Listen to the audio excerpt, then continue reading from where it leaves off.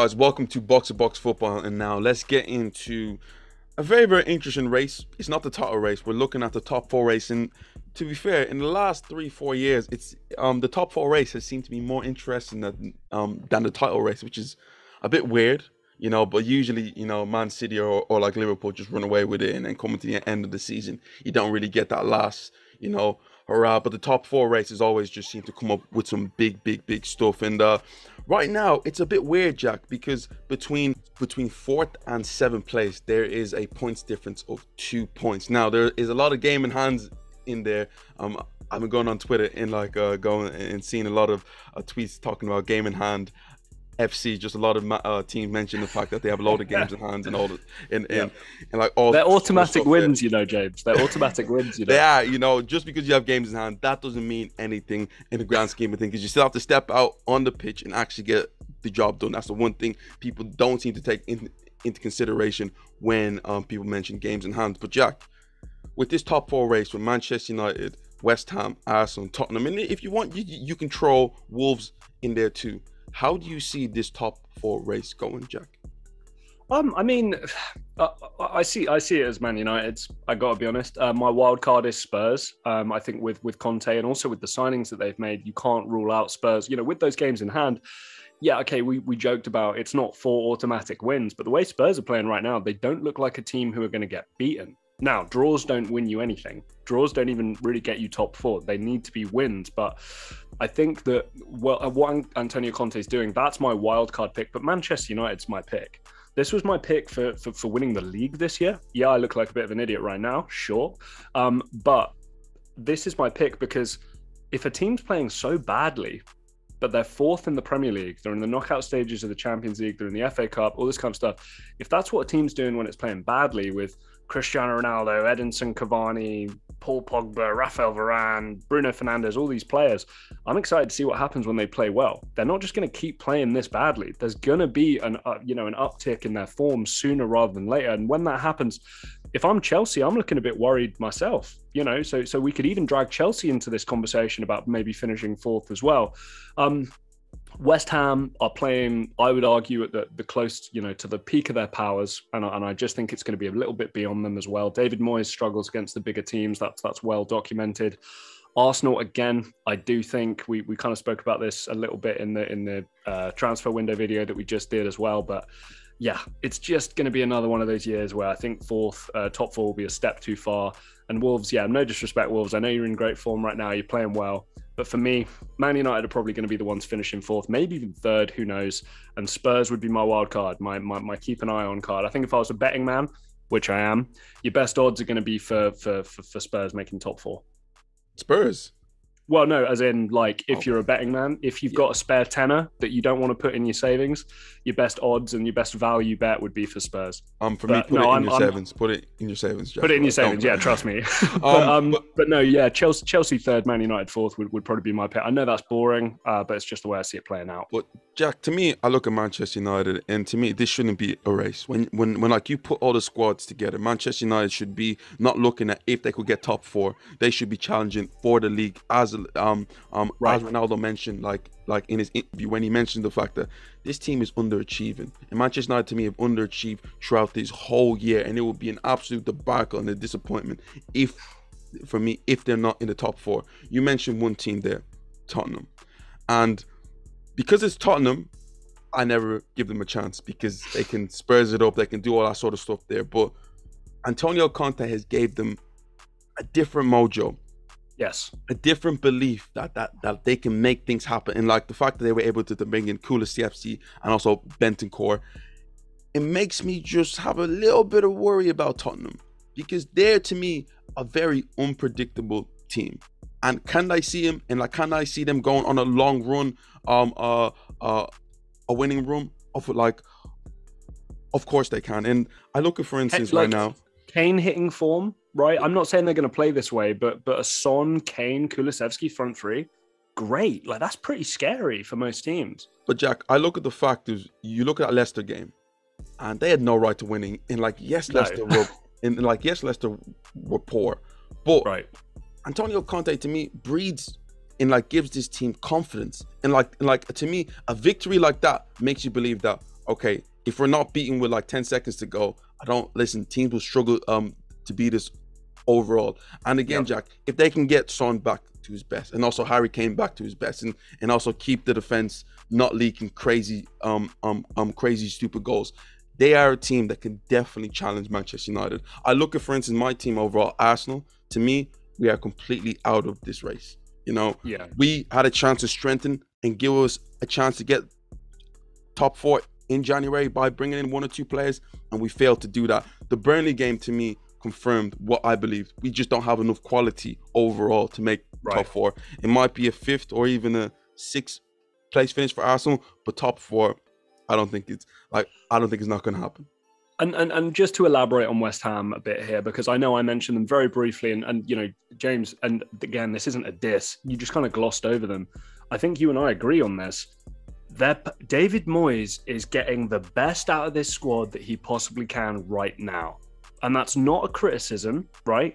That's a positive. It's a huge positive. West Ham playing Europa League football, the London Stadium hosting.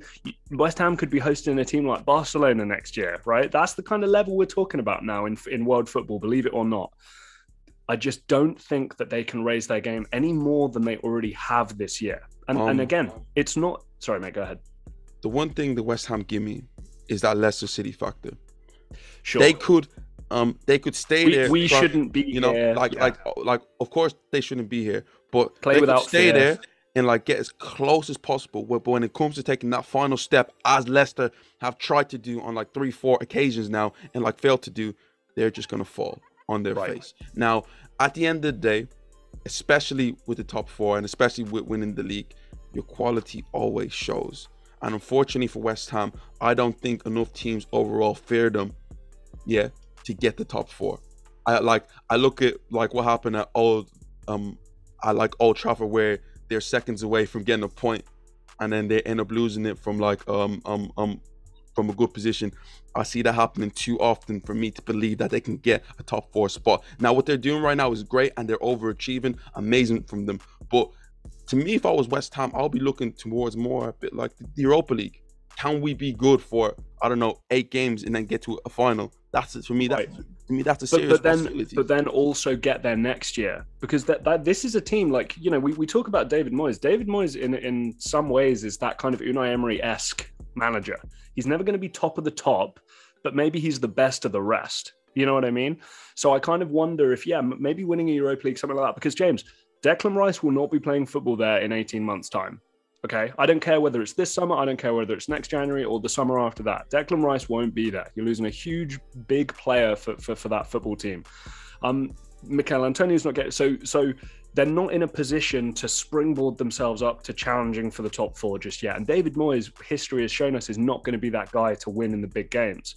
So to me, I agree with you there. I think that's a really good point. And any West Ham fans watching, just accept like 5th to 7th for like a good few years and then try and build that base to then make the next step, because a lot of teams try and do the shortcut. Like James said, they try and do the Leicester, right? They try and go, let's just invest a load of money and let's try and jump in there. It doesn't always work. You need that sustainability factor. I just want to mention one more thing, Jack. Chelsea, who have 47 points at this moment of time, they've actually played more games than they played 2 more games than Manchester United, 1 more game than West Ham, 3 more games than Arsenal, and 4 more games than Tottenham. Is there a chance that Chelsea could be dragged into this top 4 race, or are they just a comfortable 3rd for the rest of the season, Jack?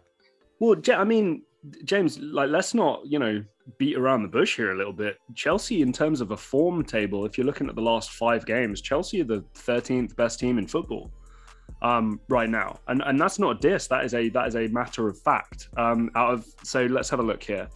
Their last 3 games, we've got 3 draws, a loss, and a win. That is 6 points. That is bear in mind, like than... the first win. I think in their last 6 games, they failed to win. They were only able to beat Tottenham recently, right, which they have a great record against. But that's less than Man City, Liverpool, Man United, West Ham, Arsenal, Tottenham, Wolves, Brighton, Leicester City, Aston Villa, Southampton. They're doing just better than Crystal Palace. They're 2 points better than Crystal Palace in terms of the form table right now, and Palace are 13th. So, Thomas Tuchel and James, again, not to, pat myself on the back here too much, but yeah, Thomas Tuchel's not proven anything to me just yet. I do think that last year's successes were off the back of hard work from Frank Lampard. I do genuinely believe that. Thomas Tuchel didn't show me anything at PSG or Dortmund to make me suggest, oh, we're looking at like Pep Guardiola, Jurgen Klopp, Antonio Conte level manager here. Like, yeah, he's not there yet. And if he doesn't buck his ideas up, we know what Chelsea Football Club are like. There's going to be a new manager in there like a shot. So I'm just saying, word to the wise for Chelsea and Thomas Tuchel, if this doesn't get turned around, a new manager is going to come in and he's going to be forced to turn things around here, because if Chelsea start to drift out of the top four with the amount of money that's been spent over the last couple of years, it's going to be an interesting one. My biggest thing for Chelsea at this moment of time, Jack, is to me the lack of goals. You look at the fact that they dropped points to Brighton. Bolton winning position just shows me the fact that Chelsea don't score goals the way that they used to. Romelu Lukaku recently is dried up in goals. I know Ziyech scored a fantastic goal against Tottenham, but his goal record this year isn't amazing. Mason Mount is the one really chipping in, but you need someone like a Christian Pulisic to contribute a bit more. We need a bit more from Kai Havertz, Callum Hudson-Odoi. Chelsea's attackers need to do more, because to me defensively they've been superb. And even Jack, the defenders actually scored more goals than like the attackers. Damn, Rudiger's a baller. You know, but like here's the thing though. Like here's the thing why I think that the Ousmane Dembele thing was so interesting. You're drying up on goals and you want a consistent like goal getter in your football team. You're gonna try and sign Ousmane Dembele? Really? You can try and guy who like gets injured all the time, and also statistically when he has played does not deliver you those numbers like you would necessarily want.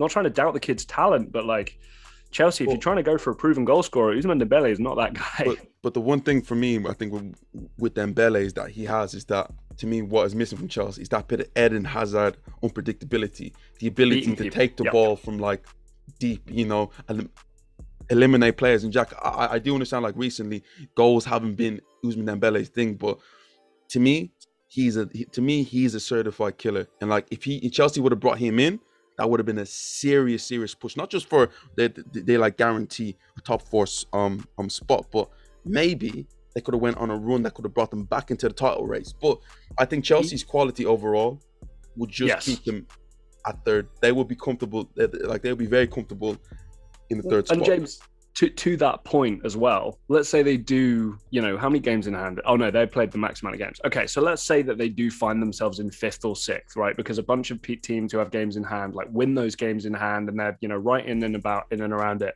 They have a couple of games where, maybe they don't do so well, or they get knocked out of the Champions League. Tuchel's gone. And the next guy they bring in, they're going to get a bump from that, and they're going to start playing better football. So, yeah, long term, I'm not worried. I do think Chelsea will secure that third spot, maybe fourth. Who knows what Manchester United will do. But yeah, Spurs is my wild card. Bentancur, I've got a lot of love for, and I think Kulusevski really does suit the Premier League. I'm fascinated to see what him, Son, and Kane can put together.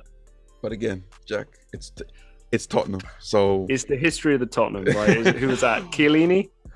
Yeah, or Bonucci, somebody like that. No, it was not. It was Chiellini. But guys, tell me what you think. Who do you think is going to get top four? Manchester United, West Ham, Arsenal, Wolves, Tottenham. Comment down below. Let us know. Go on, Villa. Villa. Oof. They're 3 games in hand. Jack. 35 points. Go on, boys. Comment down below, guys. Let us know who's going to get top four. Please like, share, and subscribe, and we will see you next time.